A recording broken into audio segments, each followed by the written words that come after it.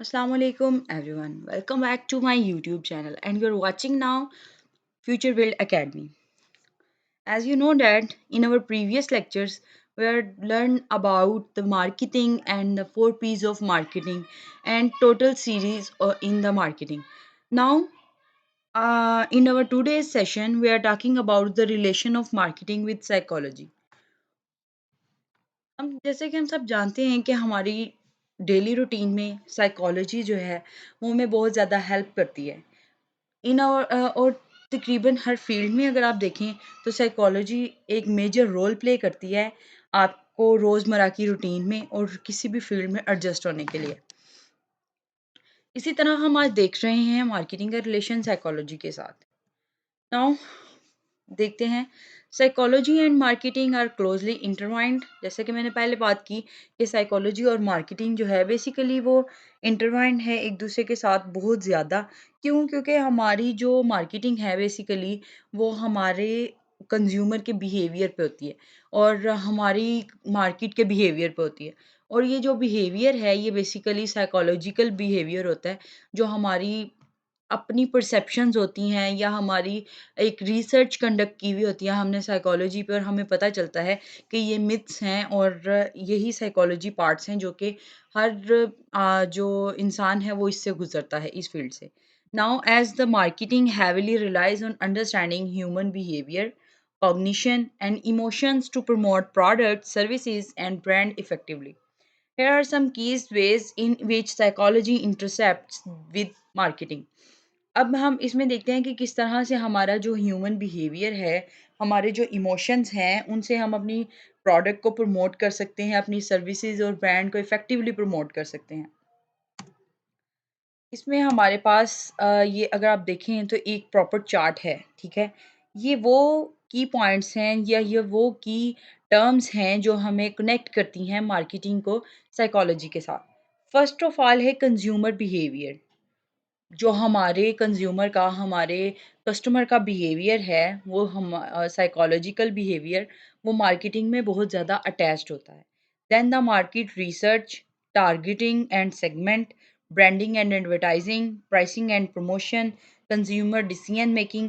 Consumer decision making is a very important term in the psychological way because हम सब देखते हैं कि कंज़्यूमर इवन के अगर हम एक कंज़्यूमर के अलावा भी किसी इंसान की बात करें, तो वो साइकोलॉजी के रिलेटेड बेसिकली जो भी कोई डिसीजन करता है, उससे पहले वो एक अपने माइंड में जो है साइकोलॉजिकल वे बनाता है, एक साइकोलॉजिकल स्केच बनाता है उस चीज़ का, देन फिर वो डिसीजन करता है और डिसीजन मेकिंग जो है वो हमारी साइकोलॉजी के साथ बहुत ज़्यादा अटैच्ड होती है। अगर आप रिस्क अवर्स पर्सन हैं, फॉर एग्ज़ाम्पल आपकी साइकोलॉजी, आपकी साइकी ये है कि आप रिस्क अवर्स हैं, आप रिस्क को अवॉइड करते हैं, तो आप इस तरह के डिसीजंस लेंगे जिसमें आप अपने रिस्क को कम से कम कर सकें या रिस्क को अवॉइड कर सकें। लेकिन अगर आप रिस्क टेकर्स हैं, आप रिस्क लेना चाहते हैं अपने मैक्सिमम प्रॉफिट के लिए, तो उसमें आप जो है आपका डिसीजन, आपकी डिसीजन मेकिंग आपकी साइकी के मुताबिक बिल्कुल डिफरेंट होगी। कि आप डिसीजन करते वक़्त इस चीज़ का ख़्याल रखेंगे कि आप मैक्सिमम रिस्क लें और मैक्सिमम प्रॉफिट ले सकें। देन कस्टमर एक्सपीरियंस जो है ये मार्केटिंग की टर्म है। एक जो साइकोलॉजिकल वे के साथ आप के मार्केटिंग को जोड़ती है, वो है कस्टमर एक्सपीरियंस और कस्टमर एक्सपीरियंस में basically psychology major role play करती है कि आप आपकी प्रोडक्ट के बारे में कस्टमर क्या एक्सपीरियंस लेता है, क्या फीडबैक देता है और आपकी प्रोडक्ट के बारे में किस तरह की परसेप्शन रखता है, ठीक है? हम इन चीज़ों को आगे जाके डिटेल में देखते हैं। First of all consumer behaviour. Psychology plays a crucial role in understanding why consumers make certain purchasing decisions. Motivation, perception, learning, attitudes, and personality influence how individuals perceive and respond to marketing stimuli. Psychology जो है वो basically एक crucial role play करती है कि why consumers make certain purchasing decisions कि consumer जो है वो आपकी ही प्रोडक्ट को लेने के लिए खरीदने के लिए या उसको खरीदने का फैसला क्यों करे, क्यों कस्टमर व्हाई, क्यों? क्योंकि आप मोटिवेट करते हैं, उसको परसेप्शन होती है, लर्निंग करता है, वो आपका एटीट्यूड देखता है और आपकी पर्सनैलिटी को इन्फ्लुएंस करता है कि how individuals perceive and respond to marketing stimuli.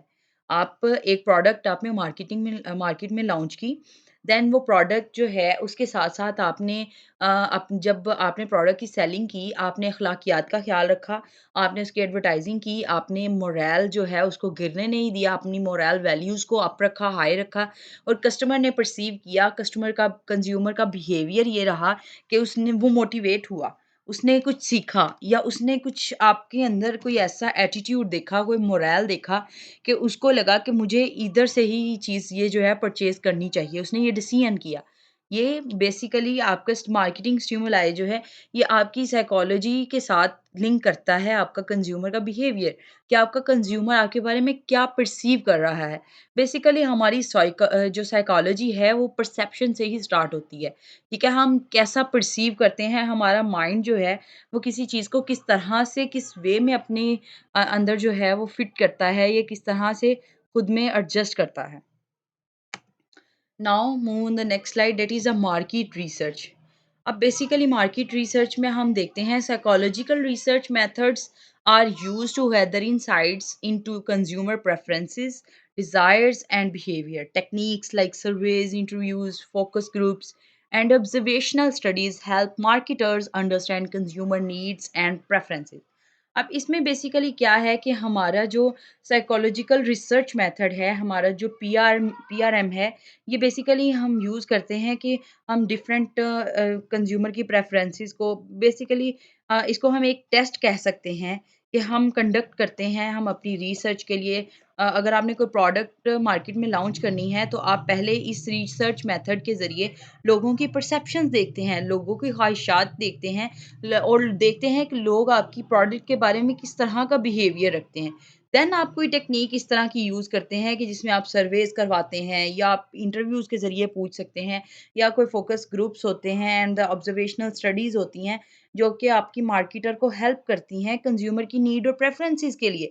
इस तरह जिस तरह मार्केटिंग पे जो हमारे साइकोलॉजी पे हमारे जो रीसेंट पेपर्स पब्लिश होते हैं, जिन्हें हम रिसर्च पेपर्स या आर्टिकल्स बोलते हैं, बेसिकली वो आपकी बहुत हेल्प करते हैं इसके अंदर कि आप किस तरह से अपनी प्रोडक्ट के बारे में साइकोलॉजिकल वे में जाके देख सकते हैं कि आपका कंज़्यूमर क्या डिमांड करता है। आपका कंज़्यूमर जो प्रोडक्ट आप लॉन्च करने जा रहे हैं, क्या आपके कंज़्यूमर की जो प्रेफ़रेंसेस हैं, वो उससे मैच करती भी हैं या वो बिल्कुल उल्ट है? ये ना हो कि आप जो प्रोडक्ट लॉन्च करने जा रहे हैं, वो आजकल की यानी कि हमारी जो है वो न्यू जनरेशन यूज़ करना चाह रही हो, लेकिन आप उसको जो है वो ओल्ड वर्ज़न में अपना प्रोडक्ट कर दें या उसकी मैन्युफैक्चरिंग कर दें और उसको जो है वो लोग डिसलाइक करें। लाइक जैसे अब हम देखते हैं फॉर एग्ज़ाम्पल आईफ़ोन है, आईफ़ोन ने जब अपना कोई भी मॉडल लॉन्च किया, फर्स्ट मॉडल लॉन्च किया, उसके बाद आईफ़ोन ने अपनी इनोवेशंस रोकी नहीं। उनको अपग्रेड करता रहा, उसमें रैंडम चेंजेस लाता रहा, आपके डिफरेंट से डिफरेंट मॉडल आते रहे, 14 प्रो मैक्स आ गया, 15 प्रो मैक्स आ गया। उन्होंने पहले रिसर्च कंडक्ट की। उन्होंने पहले लोगों की प्रेफ़रेंसेस चेक की कि लोगों को क्या इसमें लोग क्या डिमांड करते हैं, क्या लोग लाइक करते हैं, लोगों की प्रेफ़रेंसेस क्या हैं। उसके बाद उन्होंने नया मॉडल आना शुरू हो गया उसका और देन लोगों ने उसको बहुत ज़्यादा पसंद किया। क्यों? क्योंकि उसके उन्होंने लोगों की प्रेफ़रेंसेस चेक की कि लोग आपसे क्या डिमांड कर रहे हैं, ठीक है? इसी तरह जब आप कोई भी अपनी प्रोडक्ट लॉन्च करने से पहले आप कोई प्रोडक्ट अपनी आइडिया जब सोचते हैं, उससे पहले आप रिसर्च कंडक्ट करवाते हैं, जो कि हमारा साइकोलॉजिकल रिसर्च मेथड होता है, उसके ज़रिए हमें पता चलता है कि हमारा कंज़्यूमर हमसे क्या डिमांड करता है, हमारी मार्केट से क्या डिमांड करता है। Then targeting and segmentation. Psychological principles are applied to segment and target specific consumer groups based on factors such as demographics, psychographics, and behavioral patterns. By understanding the motivations and values of different segments, marketers can tailor their message and offering to resonate with their target audience. अब basically जो हमारे psychological principles होते हैं वो हम हमारी segmenting और हमारी टारगेटिंग पे भी अप्लाई होते हैं। हम कुछ हमारे स्पेसिफिक कंज्यूमर्स होते हैं जिन पे हम देखते हैं कि उनके डेमोग्राफिक्स चेक करते हैं, साइकोग्राफिक्स चेक करते हैं, उनकी बिहेवियरल पैटर्न्स चेक करते हैं और फिर हम अंडरस्टैंड करते हैं कि हमारी क्या मोटिवेशन होनी चाहिए, हमारी क्या वैल्यूज़ होनी चाहिए डिफरेंट सेगमेंट्स के लिए Marketers can tailor their message and offering to resonate with their target audience. इसको हम एक एग्जांपल से देखते हैं। फॉर एग्जांपल कि आपने जो है एक टारगेट किया एक सेगमेंट को, लाइक आपने एज फैक्टर से ही हम बात कर लेते हैं कि आपने प्रोडक्ट लॉन्च की अपनी 18 ईयर से लेके 27 ईयर तक। आपने एक टारगेट मार्केट अपनी बना ली कि मैंने मेरे जो ये वाले कस्टमर्स हैं, इनका बिहेवियर इस तरह का है कि ये मेरी प्रोडक्ट को पसंद करते हैं। अब आपने वो डेमोग्राफिक्स बना लिया, आपने साइकोग्राफिक्स बनाया, आपने रिसर्च कंडक्ट करवाई, देन आपको पता चला और आपने फिर क्या किया कि अपनी उन मैसेज और ऑफरिंग्स को या जो उनको रेज़ोनेट किया अपनी टारगेट ऑडियंस के साथ कि क्या ये जो हमारी प्रोडक्ट की डेमोग्राफिक्स हैं, हम जिस जिस टारगेट जिस सेगमेंट के लिए हम बनाने जा रहे हैं अपनी प्रोडक्ट, क्या वो हमारी टारगेट ऑडियंस है भी या नहीं? ये हम चेक करते हैं लोगों के बिहेवियर से, उनकी डेमोग्राफिक से, उनके साइकोग्राफिक से, ठीक है? Then branding and advertising.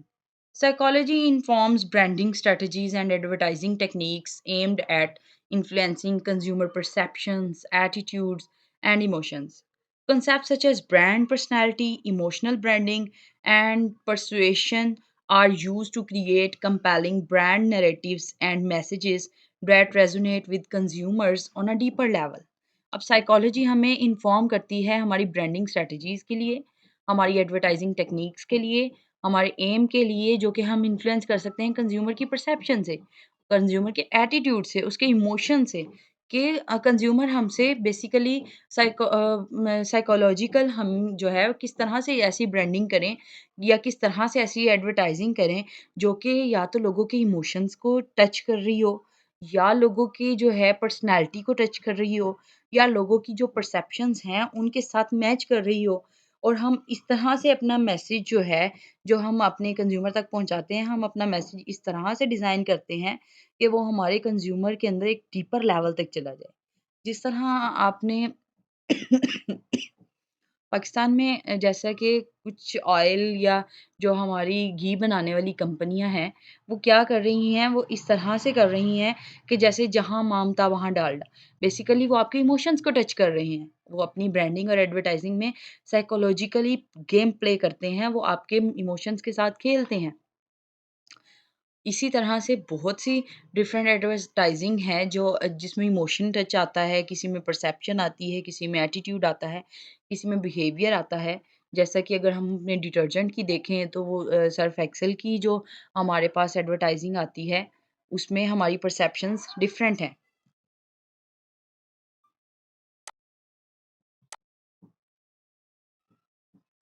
Now we are moving on the next slide, that is pricing and promotion.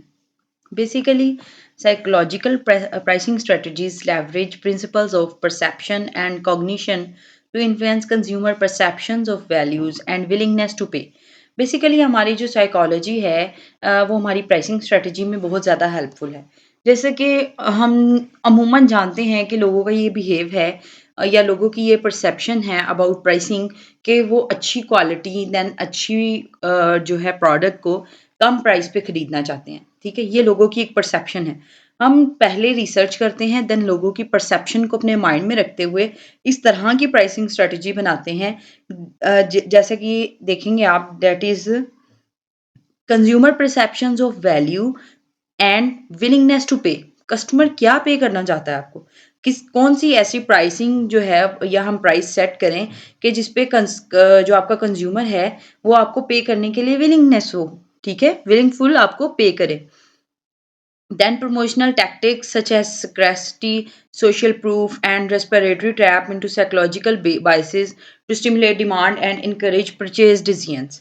Basically इसमें हम लोग ये भी करते हैं कि लाइक अगर हम देखें कि फॉर एग्जांपल हम कॉलगेट की बात करें, तो जब कॉलगेट की हम एडवर्टाइजिंग देखते हैं तो वो हमें बताते हैं कि ये लैब से प्रूव शुदा है, इसमें लैब्स इसको जो है वो लैब से प्रूव किया गया है, देन इसको इतने टेस्ट से पास करके तो फिर हमारी जो है एक प्रॉपर प्रोडक्ट को तैयार किया गया है। वो लोगों को इस तरह के सोशल प्रूफ्स देते हैं, इस तरह की उनको जो है साइकोलॉजिकल बायसेस उनकी बनाते हैं। अब हम ये क्या करते हैं, हम चाहे जो कोलगेट है वो जितनी भी महँगी हो, हम उसको परचेज़ करते हैं इंस्टेड ऑफ अदर टूथपेस्टेस, क्योंकि हम ये परसीव करते हैं कि जो कोलगेट है वो बेसिकली प्रूव्ड है, केमिकल से पाक है या केमिकल प्रूव्ड है, या इस तरह कह लें फॉर एग्जांपल के टेस्ट हुए हुए हैं उस पे और वो एक लैब के प्रोसेस से गुजर के हमारे पास आई है और वो हमारे लिए, हमारे दांतों के लिए बहुत अच्छी है। हम उस पे कॉम्प्रोमाइज़ नहीं करते, ठीक है? ये होती हैं साइकोलॉजिकल बायसेस। हम लोगों को इस तरह से ट्रैप करते हैं साइकोलॉजिकली कि वो लोग हमारी जो प्रोडक्ट है उसको खरीदने के लिए उस जितनी भी आप प्राइसिंग सेट करते हैं, लोग उस पे आमादा हो जाते हैं, आपको विलिंग होते हैं पे करने के लिए। Then we are moving on the next slide, that is consumer decision making. जैसे कि मैंने आपको पहले भी बताया कि जो डिसीजन मेकिंग है, it is basically the term that is conclude and that is merge with the psychology. आप अगर कंज्यूमर के अलावा भी बात करें, then if you are making a decision, तो आप अपनी साइकोलॉजिकल प्रोसेस को एक अंडरलाइन करते हैं, देन फिर आप एक मॉडल तैयार करते हैं, अपनी परसेप्शन तैयार करते हैं और उसके मुताबिक आप डिसीजन करते हैं। Understanding the psychological processes underlying consumer decision making is essential for designing effective marketing strategies. आप इसमें क्या करते हैं, आप डिसीजन मेकिंग करते हैं कि आपको कंज्यूमर के लिए कौन सी स्ट्रेटजीज चाहिए। बाज़ दफ़ा आपके कंज्यूमर्स इस तरह के होते हैं कि जो आपकी एडवर्टाइजिंग से ही आपकी प्रोडक्ट की तरफ जो है प्रमोट होना शुरू हो जाते हैं, या आपकी प्रोडक्ट की तरफ जो है उनका झुकाव ज़्यादा हो जाता है। लेकिन बाज़ दफ़ा इस तरह होता है, कुछ कस्टमर्स हमारे ऐसे होते हैं जिन्हें हमें डोर टू डोर जाके प्रमोट करना पड़ता है, एडवर्टाइज़ करना पड़ता है। लाइक जैसे अगर हम देखें कि जो हमारे डाउन साइज़ एरियाज़ हैं, हमारे जो फॉर एग्ज़ाम्पल पाकिस्तान की बात कर लें, तो पाकिस्तान में कुछ ऐसे जो तबक़ात हैं या कुछ ऐसे एरियाज़ हैं, जो कि जैसे देहात आ जाते हैं, हमारा जो कस्बा है वो आ जाता है, या हमारे कुछ शहर के भी कुछ ऐसे एरियाज़ आ जाते हैं, जहाँ तक के लोगों को एडवर्टाइज़िंग से जो लोग जो वो लोग ना प्रमोट नहीं होते। तो उसके लिए हम लोग क्या करते हैं, लाइक सर्फ एक्सेल्स वाले हैं या हमारे कोलगेट वाले हैं या कोई भी इस तरह के डिटर्जेंट्स हैं, सोप्स हैं, वो लोग क्या करते हैं, वो डोर टू डोर जाके अपनी प्रोडक्ट की प्रमोशन करते हैं। आपको प्रोडक्ट फ्री अवेलेबल करते हैं या आपसे कुछ ऐसे as such half amount charge करते हैं और आपको अपनी प्रोडक्ट की तरफ आप प्रमोट कर रहे होते हैं। आपको अपनी प्रोडक्ट की तरफ आपको मोटिवेशन दे रहे होते हैं कि आप उनकी प्रोडक्ट की तरफ आएँ। Then it is a decision making, ठीक है? उसके बाद हम देखते हैं models like the consumer decision making process, for example the stages of awareness. ये हमने जैसे अभी बात की कि हमने किस तरह से अवेयर करना है लोगों को अपनी प्रोडक्ट के बारे में। Then the consideration and purchase help marketers identify key touch points and opportunities for engagement.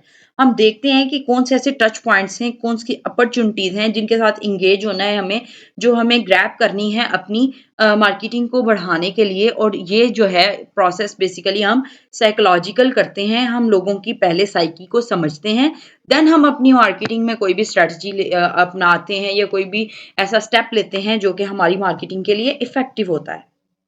Okay, then move on the next, that is a customer experience. ये भी मैंने पहले स्टार्ट में ही बात की कि जो हमारा कस्टमर एक्सपीरियंस है बेसिकली वो भी साइकोलॉजिकली बहुत ज़्यादा रोल प्ले करता है हमारी मार्केटिंग में।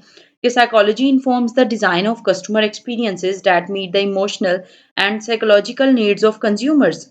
Factors such as user interface design, customer service interactions, and post purchase experiences play a significant role in shaping consumer satisfaction and loyalty.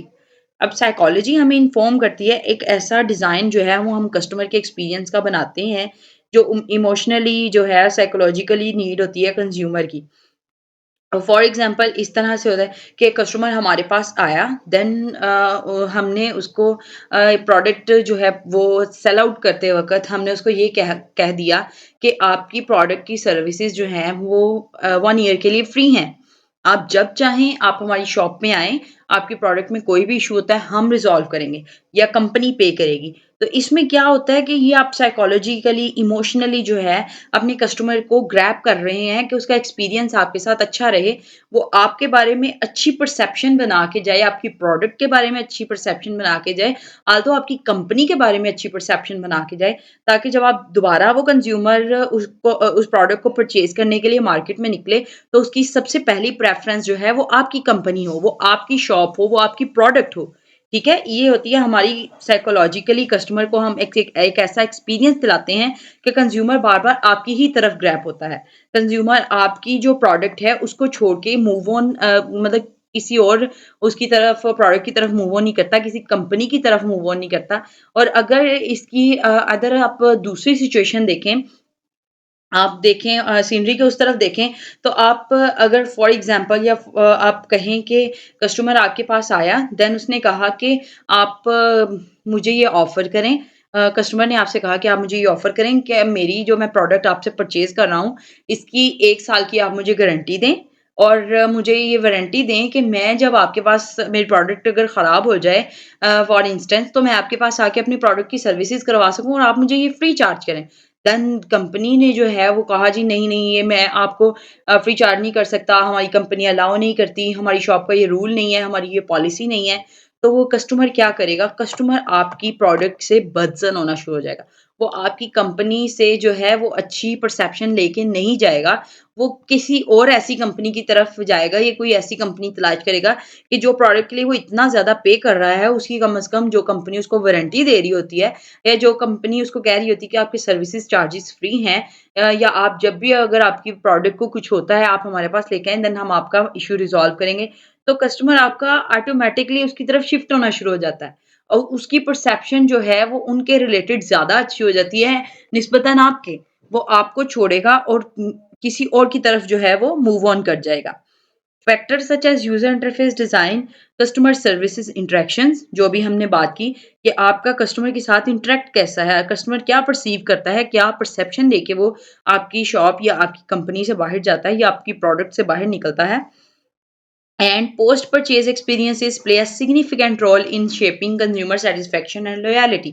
अब पोस्ट परचेज एक्सपीरियंस क्या होता है? फॉर एग्जांपल हम कहते हैं कि अली जो है वो गया शॉप पे, देन उसने एक एसी परचेज किया। ठीक है, अब एसी उसने परचेज़ कर लिया, उसका आपके साथ एक्सपीरियंस बहुत अच्छा रहा। आपने उसको बहुत एक प्रॉपर सैटिस्फाई करके भेजा। वो आपकी जब कंपनी से या आपकी शॉप से बाहर निकला, वो आपके बारे में एक अच्छी परसेप्शन लेके गया। देन अब अली जो है उसने एक पोस्ट परचेज़ कर ली, ठीक है? अब जब दोबारा उसने परचेज़िंग करनी है, फॉर एग्ज़ाम्पल उसने एक अपने किसी अज़ीज़ो-अक़ारिब के लिए एसी परचेज़ करना है, तो उसकी सबसे पहली प्रेफ़रेंस क्या होगी? आपकी शॉप। क्यों? क्योंकि वो पोस्ट परचेज़ कर चुका है, वो एक दफ़ा अपने लिए वहाँ से खरीद चुका है, वो चीज़ को यूज़ कर चुका है, आपकी आपके लिए उसकी परसेप्शन बहुत अच्छी है, आपकी प्रोडक्ट के लिए उसकी परसेप्शन बहुत अच्छी है। वो बहुत अच्छी प्रेफ़रेंसेस जो है आपकी शॉप से लेके गया है। तो अब वो क्या होगा, वो गैप होगा और ऑटोमैटिकली वो आपकी ही प्रोडक्ट की तरफ आएगा। उसकी फर्स्ट प्रायोरिटी आपकी शॉप होगी, आपकी कंपनी होगी। देन वो किसी और कंपनी की तरफ मूव ऑन करेगा अगर वो आप उसको सैटिस्फाई नहीं कर सकेंगे और ये जो है उसकी पोस्ट परचेज़ एक्सपीरियंस है, ये आपके वो क्यों ये होती है कि कस्टमर आपसे सैटिस्फाई है और कस्टमर आपके साथ लॉयल है, कि कस्टमर को जब भी कोई चीज़ चाहिए होगी उसके रिलेटेड तो वो सबसे पहले आपको प्रायोरिटी देगा। ये होती है कस्टमर की लॉयल्टी और उसकी सैटिस्फैक्शन। आपने उसको सैटिस्फाई किया, देन उसके बदले में कस्टमर आपके साथ लॉयल हो गया। ठीक है? Now thank you very much. ये थी हमारी आज की वीडियो।